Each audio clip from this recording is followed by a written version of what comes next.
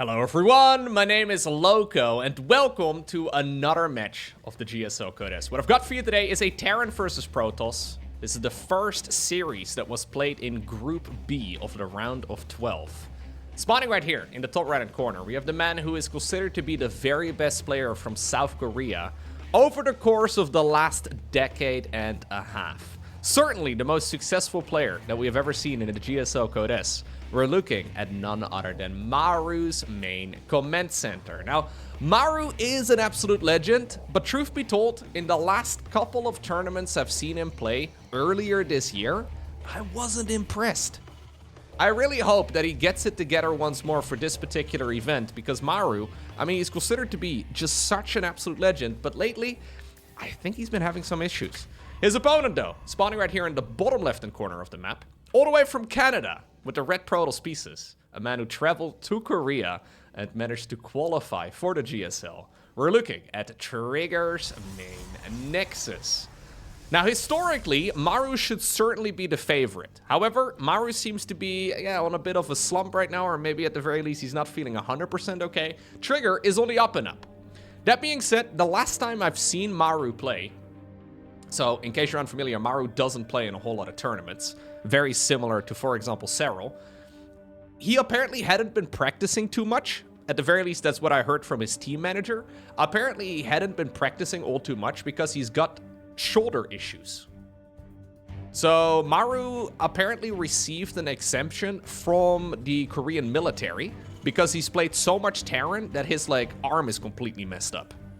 I don't know if that's a good or a bad thing. Either way, I believe that since for a while there weren't really any big tournaments around and none of them were announced yet, there wasn't really a big schedule. I think Maru may have taken a bit of a break, maybe to try and heal his shoulder a bit, or at the very least try and feel better again. But I can imagine now that there is, well, once more a $700,000 tournament on the horizon, he's gonna try his very best to compete and once more grab these wins. So I've got a feeling that Maru should be looking a lot better in this particular series than he did than what we saw him play last time. I mean, it wasn't that he was playing poorly. It was just, it was losing some of that crispness, you know? When you see the top level players compete, generally speaking, they just have this oomph behind every unit and every play that they make. But yeah, Maru just didn't have it last time around. Well, let's see. Adept is going across the map right now for Trigger. Reaper has been deflected with relative ease, and it's going to be a good old Widowmine drop on the back of this. So no fanciness here for the Terran player from Korea whatsoever. Ooh, Adept actually sneaks into the base. That's going to be a little bit annoying. Not the end of the world, but still something that you need to take into consideration. And now he's also going to have to show what exactly he plans on dropping on the other side of the map. So Marines get spotted, Widowmine gets spotted, Adept once more tries to go around. And this is just frustrating. You really want to try and raise those depots up to make sure that these units do not sneak in. Because this spoils the surprise, man. You want to, show the opponent a nice little gift on the other side of the map, and now you have to, unwrap the gift before you even put it in the, well, medevac. It's not very fun. Not a very fun surprise party. Anyways, here we go. Whatever's available. Everybody get in the plane. Really? The Reaper too? Okay, I was going to say... Sorry, buddy. I know I did say everybody. Yeah, no. You can fly. I mean, with a jetpack. Your feet haven't touched the ground in years. You're basically flying perpetually. Okay. To make Jimmy walk right there is a little rude. Let's be real.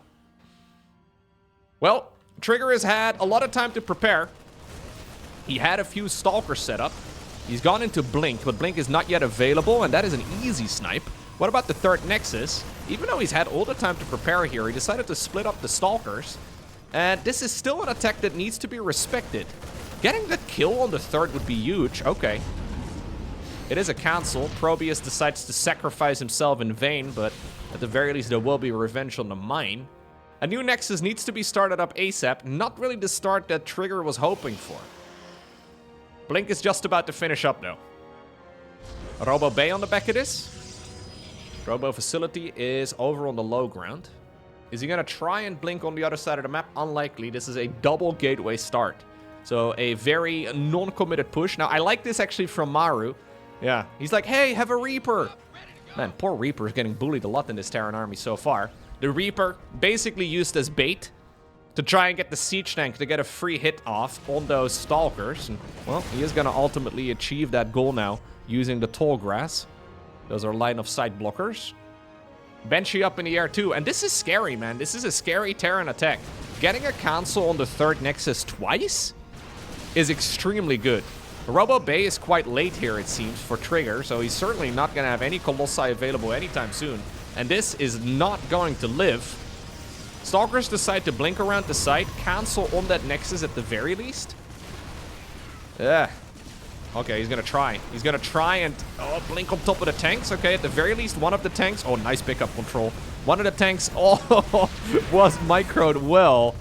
It got targeted down, but at the cost of so many Stalkers. This is not working for Trigger at all. Colossus, by the way, has begun.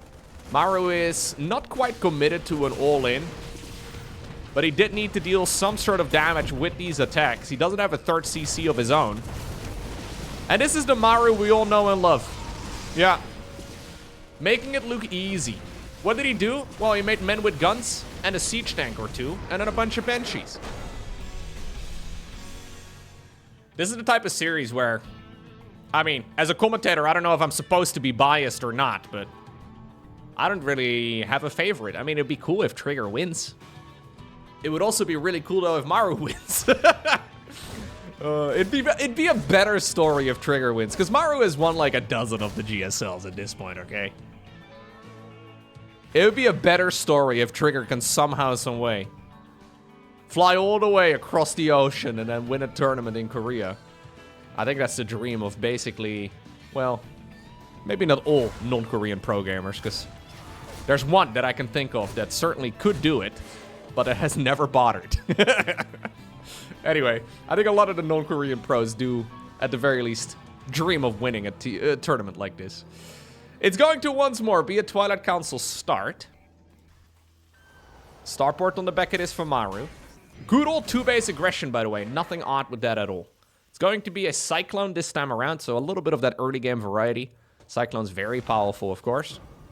Getting the lock-on those units is fantastic, especially against early game adepts.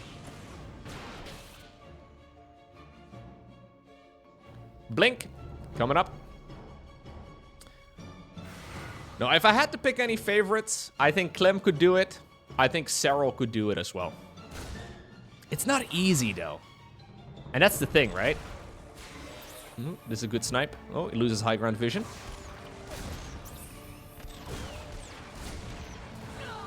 There's the prestige of winning a GSL Code S, and that's nice and all. But ultimately, I think somebody like Serral just does not care. He's like, what's the prize pool? Yeah, I don't care. Now, if it was a 100k tournament, I think Serral would be sitting on the... You know, he'd be sitting in his first class private jet. I don't know. No, it goes a bit far. He'd probably be flying economy all the way over to Korea as well. But for an event like this, to travel all the way across, to dedicate that much time...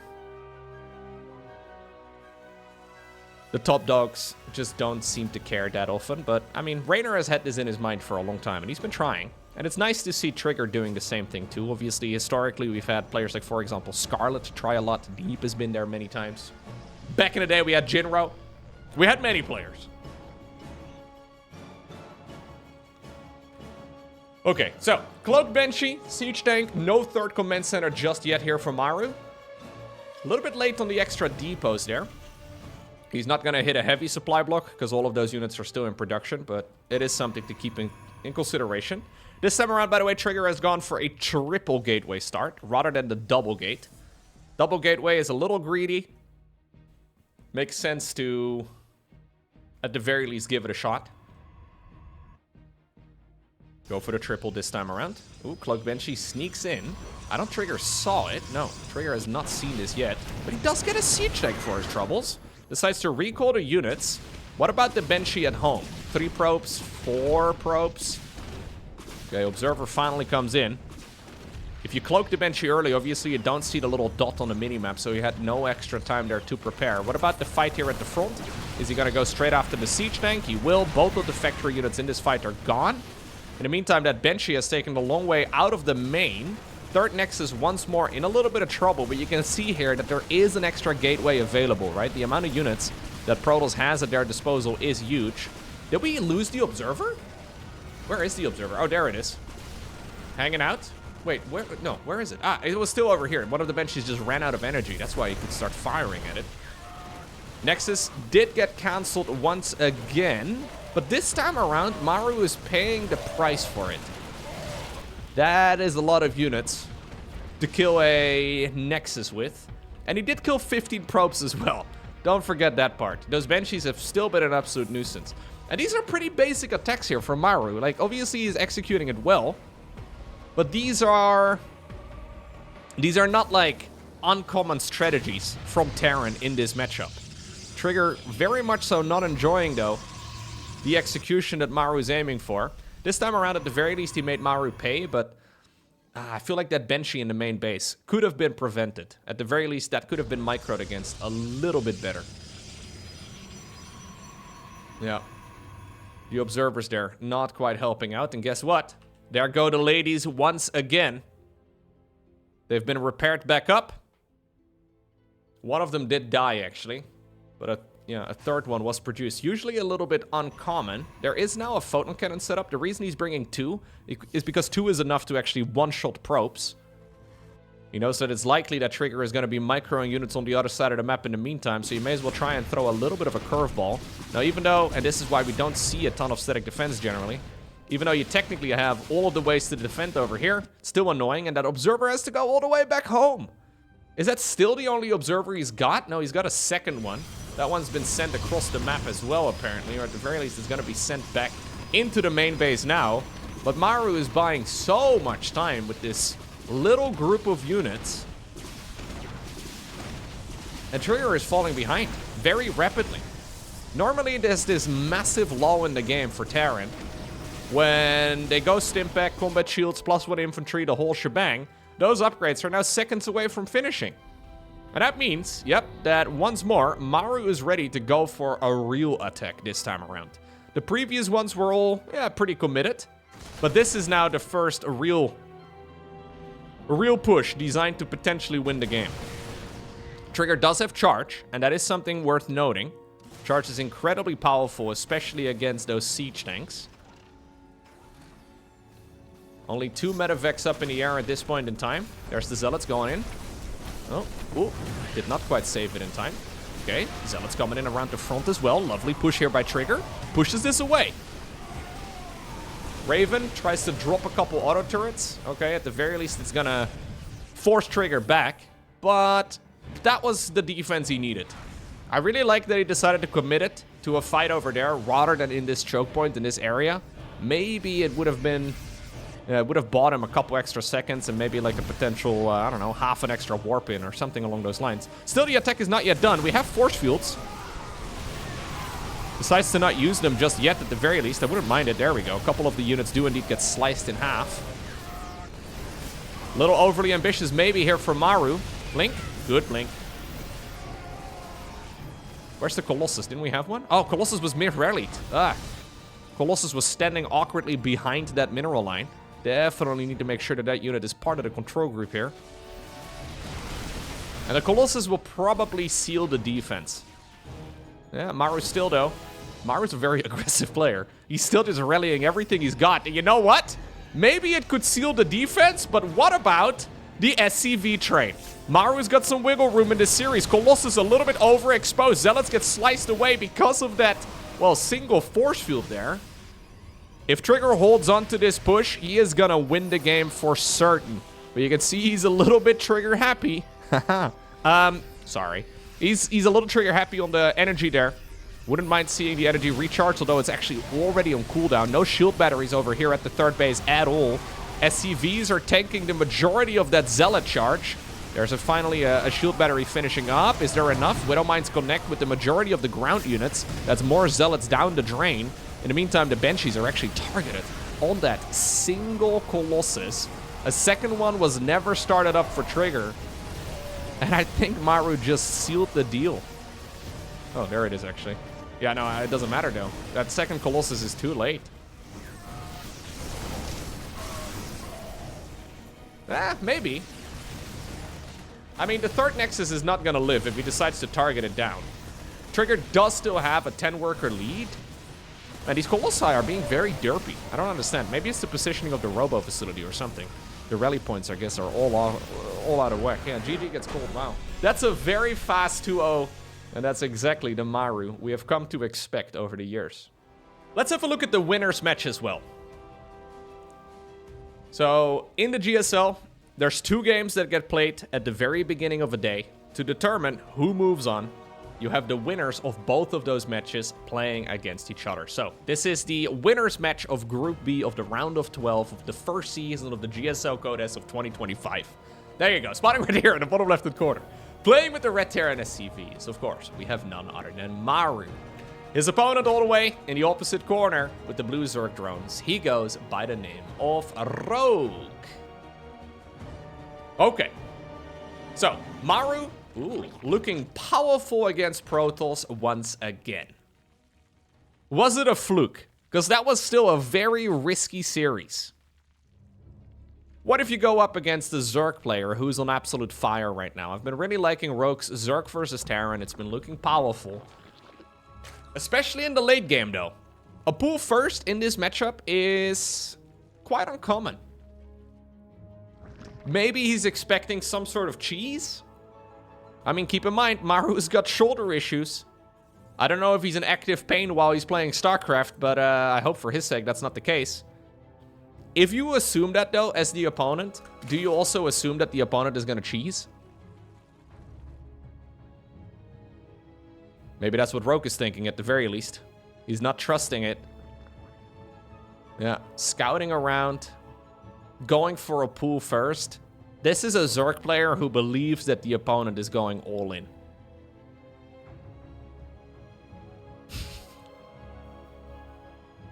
Who has hurt you, Rogue? Do you want to talk about it?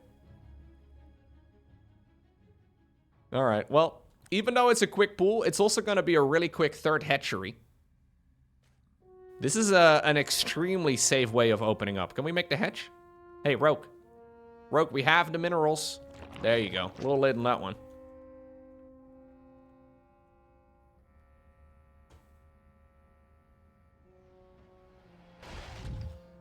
So what exactly do you do with Zerglings in this instance? Well, you know what? In this particular case, Zerglings are kind of awesome. We should probably commit. The problem is, Rogue doesn't know that Maru skipped the SCV Scout and then also the Reaper. So this is literally the first unit that comes out of this structure. A terrible start for Maru against this particular build. Even though Rogue gave the opponent the benefit of the doubt. Oh, stellar defense so far though. Look at Jimmy. Alright, well Jimmy's dead now, but only 2 SCVs going down. So this is the greediest way to open up as Terran ever. I don't think we're going to see this again in the next game.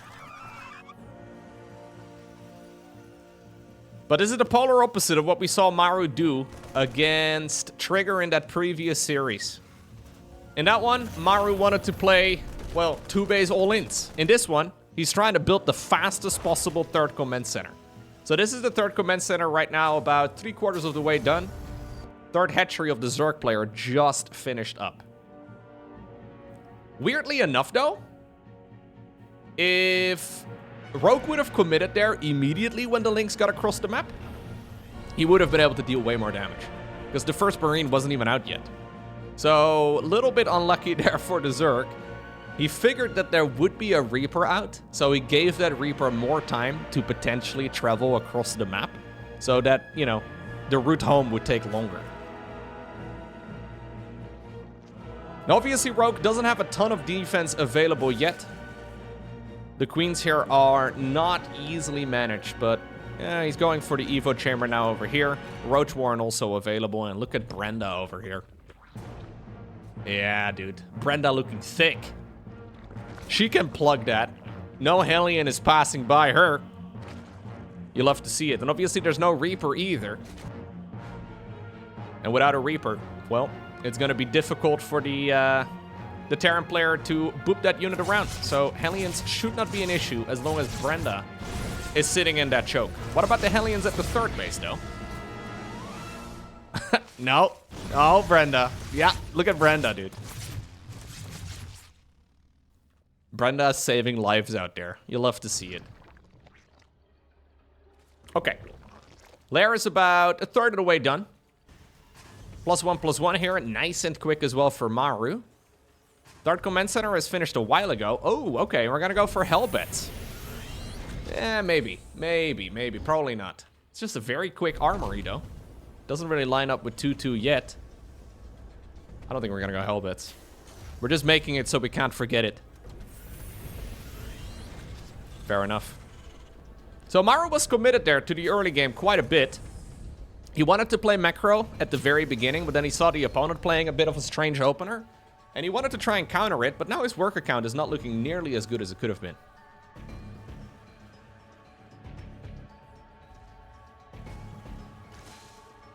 Rogue is looking like he wants to transition towards Roach Speed together with +1 Carapace. I think we'll probably go for a committed push. So, 4th Hatchery is building up north, but he's also got a ton of Roaches currently in production. And if he commits to just a good old +1 Roach Speed attack, which is basically every Zerg player's very first timing, he should be in a really nice position.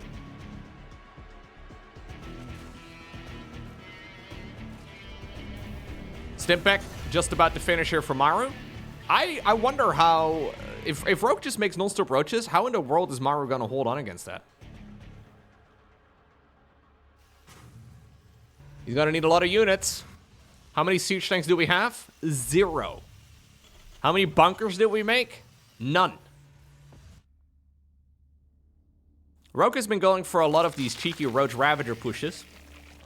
Yeah, it seems like he's going to commit. He does need to send everything, though. Why do we have these units at home? Evo Chamber? No, bro, just go. We gotta go. Go. Go. There they are. Running with all their 6 little legs. I mean, it's a 60 supply lead here for Rogue. He's just got an awful lot of units, although he's kind of delaying himself a little bit. Oh, no. Maru, this is not the time to load units into a plane. Maru is going to have to pull off some miraculous defense if he wants to hold on. Well, SCVs are going to be pulled again, just like in the previous series. But this time around to try and, well, save the lives of the Marines. Okay, well, at least he saved the majority of those SCVs. That's nice, I suppose. But this is still a really, really bad position for Terran. Lovely push here by Rogue. He wants to commit, though. I think if he rains more Biles, he might just be able to push through. He did hit a bit of a supply block. Double medevac drop. I mean, this 4th base is not that important. But it is going to increase the urgency, let's say, of this push. I don't think you back off, Rogue. I think you go. Yeah, you go. Go ahead, dude. Oh my god, those siege tanks are having a grand old time, though. Why aren't we biling in between? One of the siege tank goes down. This is very messy. In the meantime, the Marines up north are also distracting. Okay, he decides to push a little bit further forward. Siege tank in the back still shooting away at as many of those Roaches as it can hit. Finally, it dies. 19 additional SCVs, though, have gone down. That was a very messy engagement there for Rogue. I think he could have done it a little bit better, but he was busy trying to then also defend at home. What about this Marine drop? Can't believe Maru sent out 2 medevacs full of units during all of that, and he thought, yo, this is the way to do it. A little bit slow on the pickup there, but likewise, he is now the one trying to defend at home. Good splits right here against those Roaches and the corrosive Biles. +2/+2 at this point is done, though, and those Marines suddenly hit very hard. Yeah. That's why this Terran army is suddenly looking way better. +2/+2 just makes those Marines significantly more powerful. Okay. I mean, honestly, though, this is still kind of a terrible situation for Maru. He's got the 3rd CC, so at least he can rebuild the SCVs that he's lost, but he's just 20 workers behind. Killing the 4th hatchery is nice and all, but the 4th hatch is not that important. Still, the Marine count is big. Rogue is thinking about pushing in there once more. I wouldn't mind it if he just uses this as a contain. Just make it so that Terran can't take the 3rd. Yeah. Once more, we have a medevac drop sneaking out. And Maru is really stressing Rogue's multitasking. This has not been the cleanest defense here from the Zerg player at all. There's no way, though, that Rogue can push through here. Like, he should not push in. If he pushes in, he's going to get overwhelmed, 100%. He's going to see this right now, too. This is, yeah, he immediately retreats. Medevacs, in the meantime, apparently have gotten sniped down. Would have loved to see those stick around for a little bit longer. Another Marine drop up north. This is not looking good for Maru whatsoever. Couple corrosive balls there connecting too. And this is that crispness that I was trying to point out. Rogue just looking a little bit better. Now, Maru does still have one trick up his sleeve. It is +3/+3. This is 10 minutes into the game, extremely quick, but he's still effectively on 2 base. And 10 minutes is also coincidentally when the main and the natural generally run out of juice. So all of these mineral fields are looking mighty skinny. I mean, he will be able to finish up 3-3 though against the Zerg player who will be at +1/+2. And he's got those Marines. Those are units that benefit a ton from those upgrades. But this is likely going to be one Hail Mary play for Maru to try and bring it home. He could try and slow macro his way out of this, but honestly, I think that's too slow. Bailing Nest has begun here for Rogue.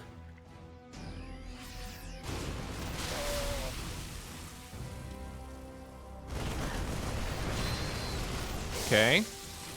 I mean, it's a lot of Marines. Army-wise, Rogue is still very far ahead, but the Marines are not to be underestimated. Obviously, this army size value is the army supply count. And Marines are a hell of a lot more supply efficient than Roaches and Ravagers ever can be. Ooh, Rogue is going to try and collapse on top of this right as 3-3 is finishing. This is possibly the worst timing here. Oh my god, Rogue coming in from as many sides as he can possibly muster. Misses the corrosive biles. Dude. 3-3 is amazing on Marines. That was... And there was no way that Maru could have planned for that, but that was the best timing for Zerg to attack for him.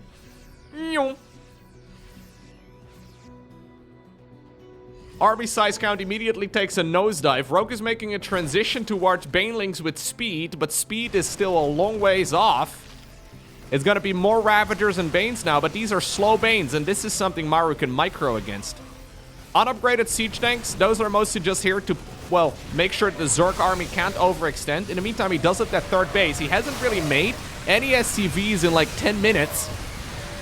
Oh, is there enough for the Zerg to break through this? He's dodging the Biles, he's dodging the Banelings, targeting down as many of those low HP units as possible. Maru breaks through this army. There's no way. Maru. Wasn't this man 80 supply behind? Oh, this is a dirty one. This is a disgusting one. This is not supposed to happen, but I love it. Now the drones are pulled away from the mineral line to try and keep all of this alive. Well, if you ever doubted the strength of upgrades, I think this is telling you everything you need to know. Every single one of those Marines takes -3 damage from every attack and deals +3 damage with every attack. And they attack really quickly. He's just set up a rally point straight through the center of the map. He army hotkeyed Stimpack. What in the world? I think even Maru can't really... he can't really believe this situation. Drones pulled away up north. Reinforcing Roaches and Ravagers are now here though. And it looks like Rogue is gonna be able to stabilize. One base that Maru doesn't know about is this one, right over here. He's got more medevacs than he's got Marines at this point in time, I'm pretty sure. Okay, not quite, but there's 12 medevacs, which is a lot. Using the starport right now for Liberator production instead. Well, he's ready to liberate another base of the Zerg player. Drones are going to be cycled on over towards, I guess, maybe the 12 o'clock base or wherever he can send them. But this is always a notorious base for Zerg players to try and mine. Oh, there's no way, dude. Those drones? Hello, siege tanks? Oh, siege tanks is barely out of range. Okay, Roaches and Ravagers raining biles wherever they can. I'm not liking this position for Rogue very much anymore. He's stuck on Roach Ravager. He can't really make a call to go anywhere else. GG gets cold. Maru wins one of the biggest comebacks I have seen in 2025 so far. That was insane. So, just as an example for how strong upgrades are, we've got 100 Marines versus 50 Roaches. I'm not going to micro these units. Just want to mostly show you how powerful upgrades truly can be. So this is all unupgraded right now on both sides. I'm not going to use Stimpak. I'm not going to try and pull back any of the weakened Roaches. What I'm going to change in the next engagement is I'll give those Terran Marines 3-3. So, in this particular instance, they will win the fight. And how many Marines live? 20. 20 Marines apparently stay alive. So, I'll give these Terran units 3-3. That's it. That's the only thing that's changed. Roaches and Ravagers still at 0-0. How many Marines will survive this time around? Man, I can zoom out so far, apparently the audio disappears. Yeah. So in case you ever doubted the strength of upgrades, without any form of micro, the difference is staggering. Okay, game number 2. We find ourselves on Tokamak. Now this setup over here is a little bit funky at the front. I kind of assumed that this was going to be a double barrack start, but it's not. This is a single barracks into a quick factory wall off, and this is designed to bully overlords. Bullying has been accomplished. Maru gets the very first blood on Tokamak. In the meantime, though, on the other side of the map, Rogue opening up with a very conventional strategy this time around, although it is entirely gasless. Yeah, it's conventional maybe if you're Dark. Dark, by the way, in this GSL, did not participate in the qualifiers. Now, I know this has been an ongoing joke in the StarCraft community for a long time now. But, Dark didn't play in the qualifiers, so I think it's actually there now. Like, I think he's actually gone off to the military now. Sadly for us, generally speaking, at least for a lot of pro gamers, that usually marks the retirement of a player. Although that being said, Rogue has completed his quite a little while ago at this point. And a lot of pro gamers, I mean, they take a while to get back to their previous level. I think that Dark, I mean, can probably pull that sort of thing off, but yeah. Guess we won't see him for like a year and a half, maybe 2 years.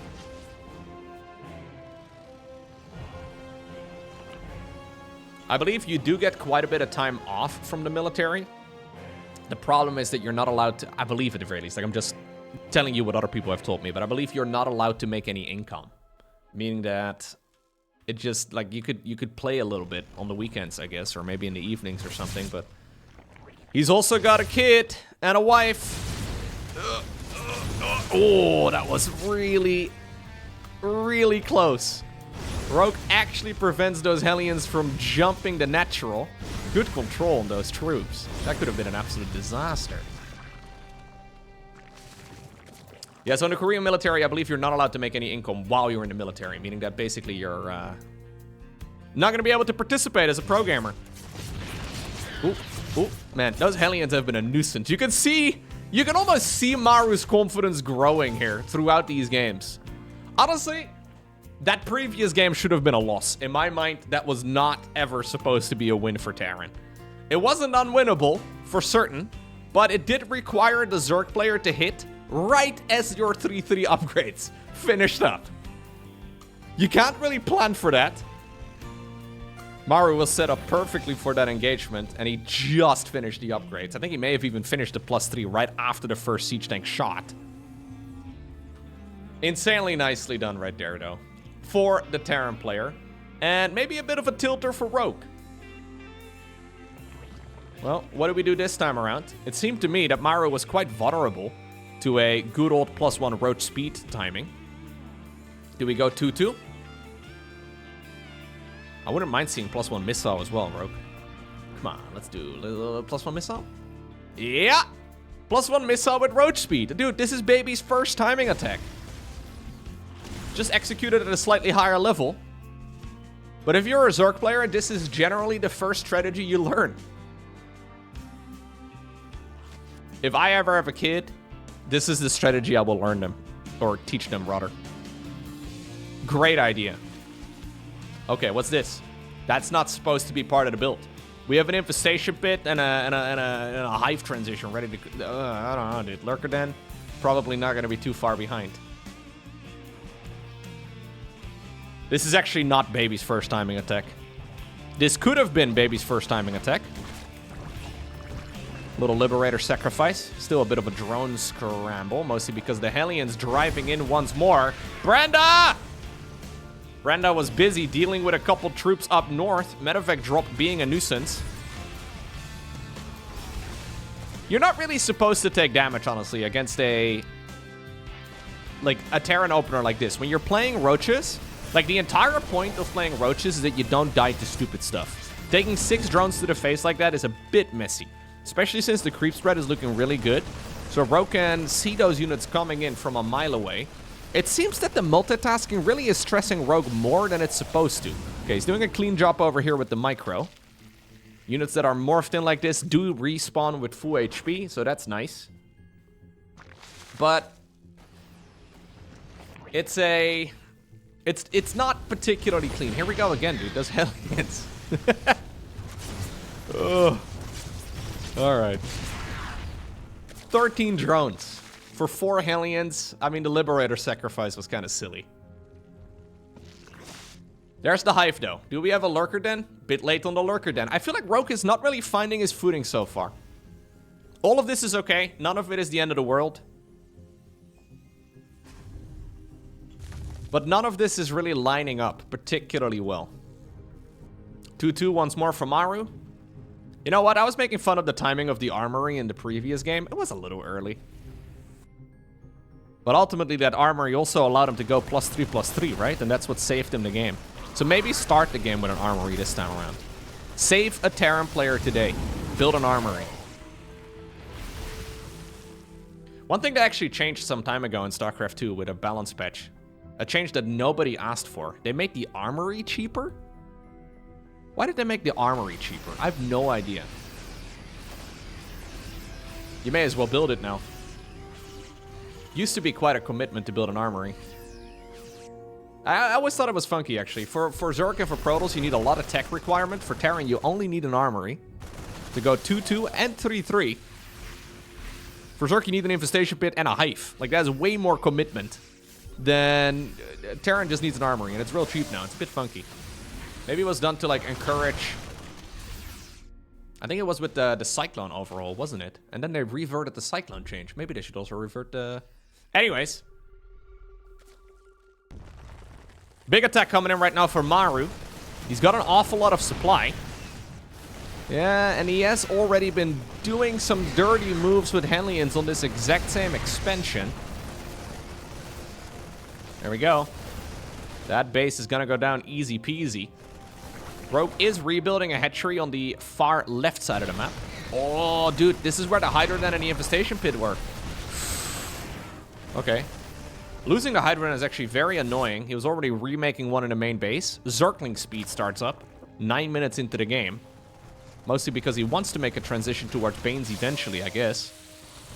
But at this rate, the game is gonna be not taking that long, dude. He does have a couple of Vipers up in the air to abduct. Ranged is done, though. For the Lurkers, he decides to stim in. Maru has noted that there's only a handful of Lurkers. What about these 3 on the high ground? Good dodge. I mean, he could push in more if he wants to. What about the abductions? Okay, the abductions are good, and this is going to trigger the Terran player to move forward. Those Lurkers are extremely dangerous, but he decides to use the Marines and the Marauders to just run them off the battlefield. GG gets cold, and Maru obtains the victory and moves on to the next round in the GSL Code S.